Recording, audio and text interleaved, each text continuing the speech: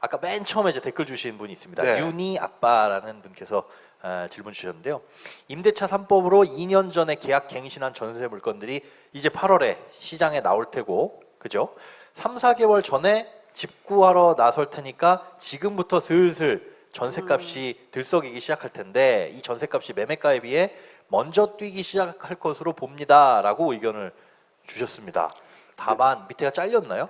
봅니다만 이렇게 다만 점점점점 남겨주셨습니다. 예. 네. 너는 어떻게 생각하냐? 네, 맞습니다. 진짜 그런 말씀이시죠. 예. 자, 우리나라는 이 전세 제도라는 것 때문에 여러 가지 어떻게 보면 주택 상승이 더욱더 견조하게 오를 수 있는 밑받침이 됐어요. 네. 그러니까 내 돈을 전부 가지고 있지 않더라도 전세 끼고 집 사는 게 일반적이었죠.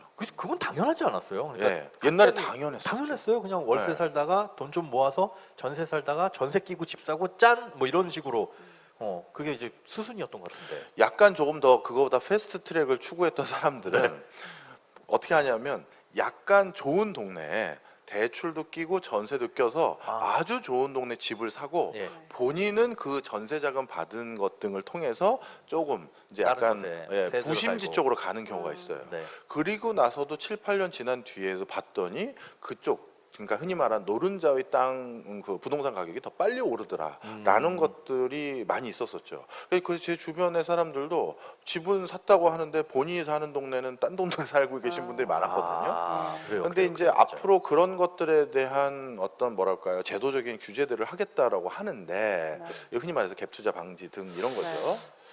근데 이게 현실을 보면요 항상 규제 가지고 뭘 막으려고 하면 별의별 편법들이 너무 많아요. 그래서 얼마나 그런 것들이 실효가 있을지가 좀 걱정은 많이 돼요. 그러니까요. 네. 이게 참 보니까 규제를 하면 곧 얼마 안 가서 그 소위 그쪽에 전문가라고 하시는 분들의 커뮤니티, 네. 뭐 인터넷 블로그, 카페 이런 곳에서 요걸 막아놓으니까 요걸 피해서 졸로 가고 예를 들자면 그거잖아요. 소형 1억 이하 아파트에 대한 양도세 규제가 없다 보니까 지방의 1억 이하 아파트들 싹싹 긁어모아가지고 백채를 사고. 단타치기.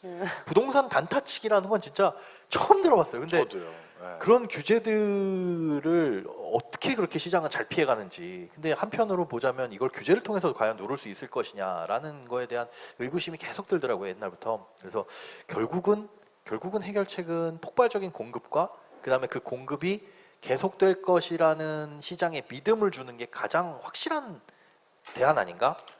그런데 그게 어렵죠. 네, 또 중요한 말씀을 하나 해주셨어요. 네. 지난번 선거는 정말 박빙 중에 박빙이었잖아요. 네. 그러다 보니까 양쪽 모두 다 뭔가 많은 지역 주민들에게 더 많은 어떤 이해를 구하고자 네. 공약들이 자꾸 이제 얹어진 것들이 많아요. 그 얹어지는 게 야 저쪽에서 뭐 한다고? 이거 한다. 그러면 우린 받고 더블로 가 이런 거죠 일종의 받고 더블로 가 이런 게 많아요. 레이스라 그러나요? 그거? 예. 예.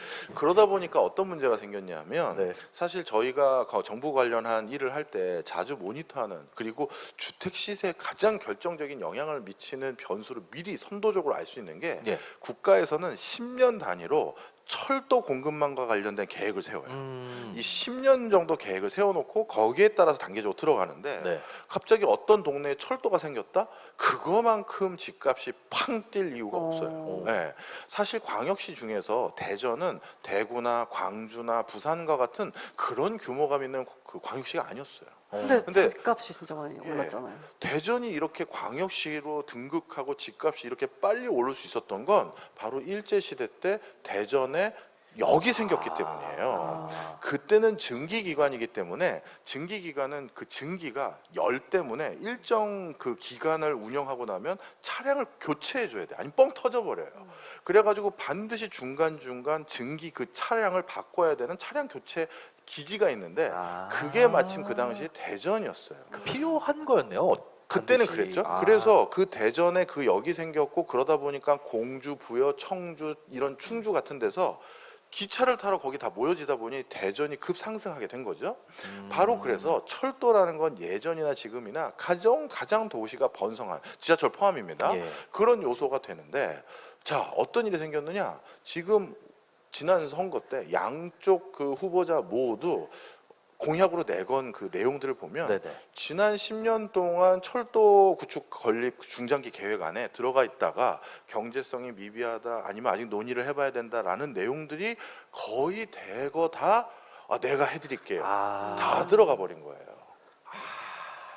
이해하셨죠? 예. 자, 그러면 그게 전문가들이 다 경제성이 약간 걱정입니다. 인구가 자꾸 줄어가는데 네. 지방도 소멸되는데 그런 것들인데 과연 그게 다 잘 될지 의구심이 하나 있고. 그렇죠. 그다음 두 번째, 그런 것들을 조성한다라는 건 쉽게 얘기해서 도시를 선택과 집중으로 육성하겠다는 게 아니라 메가시티 많이 들어보셨죠? 네. 이렇게 크게 광역화한다라는 얘기잖아요. 음.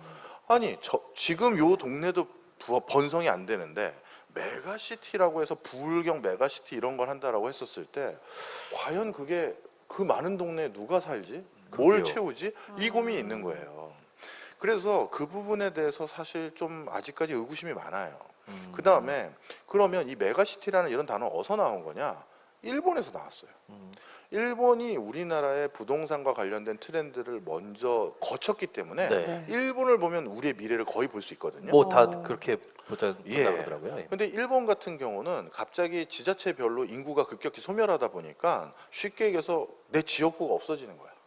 지방이 통폐합되다 보니까 네. A 지역구, B 지역구가 합쳐지는 거죠. 네. 그러다 보니까 주민들도 고향 없어지는 거 싫어하고 예. 그러다 보니 이 하나하나를 통폐합하는 걸 하지 않고 메가시티로 내가 끝까지 다 살려볼게를 슬로건으로 걸었었는데 네. 그래서 결국 나온 그걸 20년 동안 했다가 잘 안 됐어요.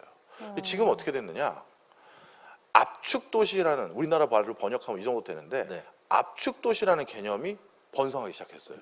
메가에서 이제 압축으로. 예, 쉽게 얘기해서 어떤 동네를 사람이 살 수 있는 수준의 정주 여건으로 유지하려면 엄청난 공적 자금이 들어요. 우리 박 아나운서님, 소장님, 저가 다 다른 동네에 살고 있으면 예. 저 동네도 병원 지어줘야 되고. 병원 지어야 우리 되고 동네도 경찰서 있어야 경찰서 되고. 있어야 되고 되고. 우체국도 있어야 네. 되고 다 해야 되잖아요. 그러다 보니까 국가의 재정 지출이 굉장히 큰 거예요. 당연히. 그래서 어떻게 한다? 지금 일본은 주민들을 설득해요. 이쪽 리에 계신 어르신들을 다 설득해서 뭐라요? 이쪽 면으로 다 이주하세요. 한 쪽으로.